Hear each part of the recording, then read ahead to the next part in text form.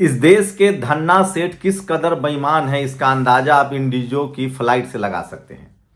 Indigo की 500 फ्लाइटें आज cancel कर दी गई, 600 फ्लाइट। पता है खेल क्या चल रहा है? पहले लग रहा था टेक्निकल ग्लिच है, फिर पता चला कि नहीं, पायलटों की कमी है।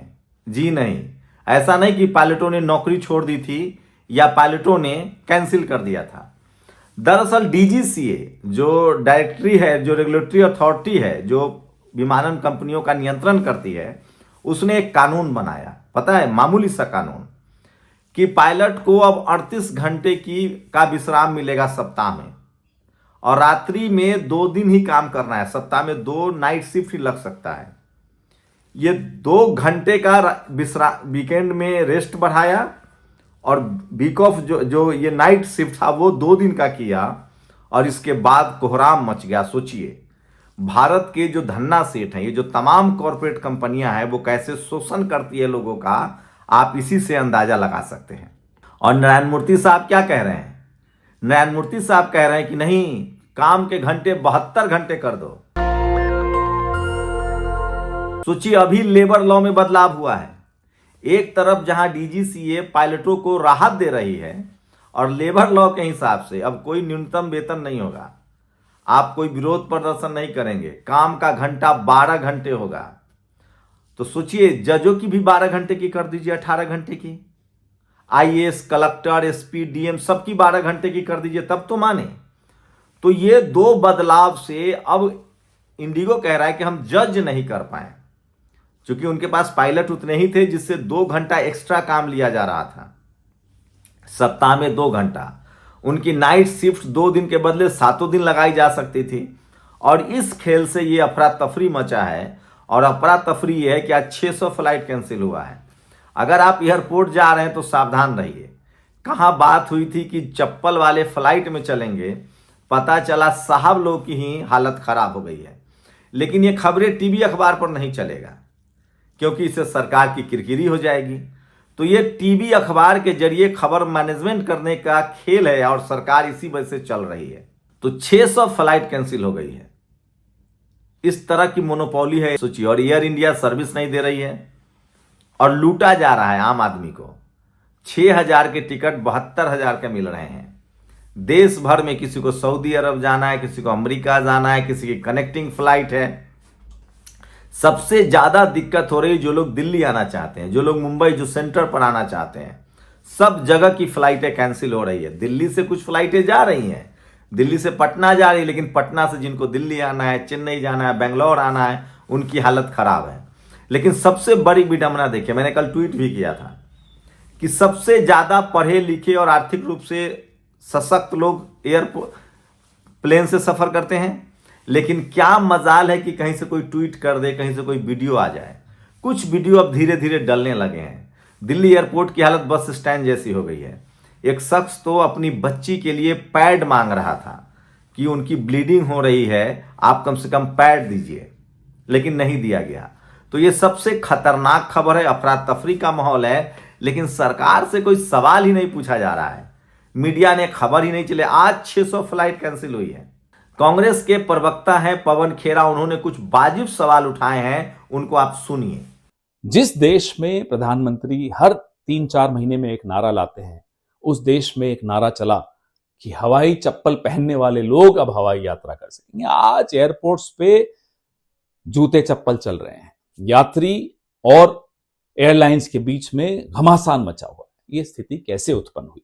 नागरिक सुरक्षा के लिए डीजीसीए ने एक सर्कुलर निकाला, नई गाइडलाइंस निकाली, लेकिन ड्यूओपोलीज हैं, इंडिगो ने हाथ खड़े कर दिए कि हम ये गाइडलाइंस नहीं फॉलो कर सकते। आज एयरपोर्ट्स पे स्थिति ये इसीलिए बनी है। आज कुछ देर पहले सरकार ने घुटने टेक दिए, एक कंपनी के सामने घुटने टेक कर वो गाइडलाइंस विड्रॉ कर ली। ये स्थिति इस देश की बन रही है। मेरे और आपकी सुरक्षा, मेरी और आपकी हित, किसी को कोई चिंता नहीं है। सबको चिंता है कि हम दो, हमारे दो, सब बचे रहें। इससे अगर बचना है तो सरकार पे हमें दबाव डालना पड़ेगा। राहुल गांधी की बात, मोनोपोलीज और डुओपोलीज के खिलाफ जो वो आवाज उठाते हैं, उस आवाज को मजबूत करना पड़ेगा। तो सुना आपने, ये कांग्रेस के प्रवक्ता है पवन खेरा, ये लगातार सवाल उठा रहे हैं। लेकिन टीवी अखबार जो है अभी पुतिन साहब के स्वागत में लगा हुआ है। अच्छी बात है, सोचिए। लेकिन सोचिए, यही वो भक्त थे जो कल तक ट्रंप ट्रंप ट्रंप ट्रंप चिल्ला रहे थे, अब इनको पुतिन पुतिन पुतिन याद आ रहे हैं। और पुतिन कहाँ गए? पुतिन चप्पल उतारकर, जूते उतारकर महात्मा गांधी के दर्शन करने गए, राजघाट। ये है महात्मा गांधी, बाबा साहब अम्बेडकर का दुनिया भर के यूनिवर्सिटी में तस्वीरें लग रही हैं, मूर्तियां लग रही है, लेकिन यहाँ उनकी मूर्तियां तोड़ी जाती है। यहाँ जो गांधी को गाली देते हैं, दुनिया के राष्ट्राध्यक्ष उनको जाके माल्यार्पण करते हैं। तो दुनिया में जीत सत्य, अहिंसा और ज्ञान की ही होगी। अंधविश्वास, कर्मकांड, इस सब का तो हार ही होता है। तो ये सबसे बड़ी खबर बता रहा हूं। वहीं दूसरी खबर सोचिए, एक तरफ प्रधानमंत्री मेड इन इंडिया की बात करते हैं, और जब मौका मिला तो मेड इन इंडिया का ही प्रचार कर लेते। एक तो पुतिन को आपने फॉर्च्यूनर में बैठा दिया, एक साधारण कार में, जबकि अब जब साधारण कार में ही बैठाना था तो टोयोटा की कंपनी तो विदेशी कंपनी है, जापान की कंपनी है। कम से कम भारत के महिंद्रा को बैठाते। आनंद महिंद्रा कितने चापलूसी करते हैं आपके, अच्छे अच्छे सरकार के लिए ट्वीट करते हैं। न होता तो टाटा की गाड़ी में बैठा देते, वो भी भारतीय कंपनी है कम से कम। बन के तो ये सब विदेश से ही आते हैं, पार्ट्स पुर्जा सब विदेश से ही आते हैं, यहाँ असेंबल होता है, लेकिन कम से कम भारतीय कंपनी का टैग तो है। तो महिंद्रा के स्कॉर्पियो में बैठा देते, SUV 700 में बैठा देते, न होता तो किसी इलेक्ट्रिक व्हीकल में बैठा देते। टाटा ने तो आपको 700 करोड़ अभी चंदा भी दिया है, तो टाटा में ही बैठा देते, आपके मेड इन इंडिया का प्रचार हो जाता। तो प्रधानमंत्री ने पुतिन को फॉर्च्यूनर में बैठाया, वो भी विदेशी कंपनी में, अगर प्रचार ही करना था तो। क्या पता प्रधानमंत्री प्रचार कर रहे हों। अब एक और वीडियो देखिए, सोचिए, अंजना ओम कश्यप ने इंटरव्यू किया है पुतिन जी का क्रेमलिन जाकर। उस इंटरव्यू में लग रहा है कि सवाल क्या है, और खुद बेनकाब हो गई। एक बार तस्वीरें याद है, प्रधानमंत्री नरेंद्र मोदी और पुतिन एक कार में बैठे थे। उस कार में दोनों की गुफ्तगू हुई थी। यहाँ की मीडिया लकीर की फकीर है, विदेश नीति पर सवाल नहीं पूछती है, ये नहीं पूछती कि समझौते क्या हुए, देश को मिलने वाला क्या है। अब अंजना ओम कश्यप ने जब पूछा तो पुतिन साहब ने कहा कि ऐसी एज यूजुअल कोई बातचीत नहीं थी, वो कोई तय बातचीत नहीं थी, मैं निकल रहा था, वो खड़े थे तो मैंने अपनी कार में बैठा लिया उनको। अब ये सुशांत सिन्हा ये कह रहे हैं कि अब राहुल गांधी को और असीम मुनीर को नींद नहीं आ रही होगी। असीम मुनीर को नींद नहीं आ रही होगी, ये तो सच बात है। राहुल गांधी को क्या दिक्कत होगी? तो टीवी अखबार भारत के विदेश मंत्रालय के दौरे को, विदेशी राष्ट्राध्यक्षों के दौरों को भी बीजेपी के लिए चुनाव प्रचार का यंत्र बना देता है। तो बीजेपी बहुत खुशकिस्मत है, आरएसएस बहुत खुशकिस्मत है कि इस देश के चपरासी से लेकर चीफ जस्टिस तक दलित, पिछड़े, किसान, आदिवासी, अल्पसंख्यक नहीं है।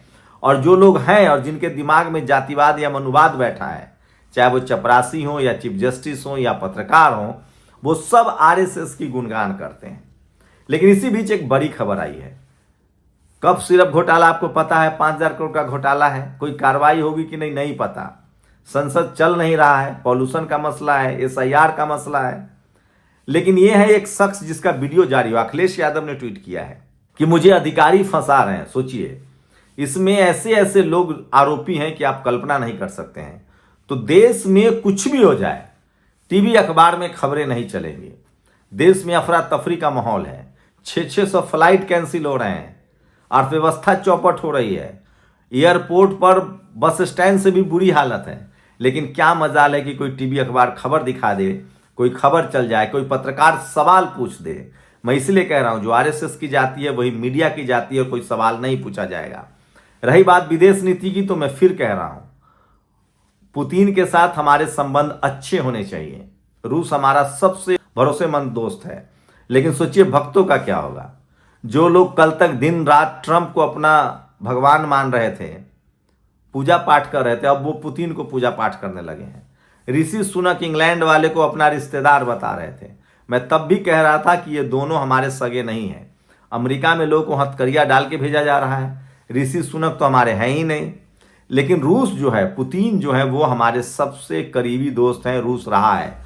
सुखोई विमान सबसे पहले रूस ने दिया था, जो भारत की एयरफोर्स की शान बहुत समय तक रही और आज भी है। तो अगर विदेश नीति के लिहाज से बात करें तो मोदी जी का 10-11 साल में पहला अच्छा इनिशिएटिव है कि पुतिन भारत दौरे पर आए। लेकिन उनको भी आपने फॉर्च्यूनर कार में बैठा दिया।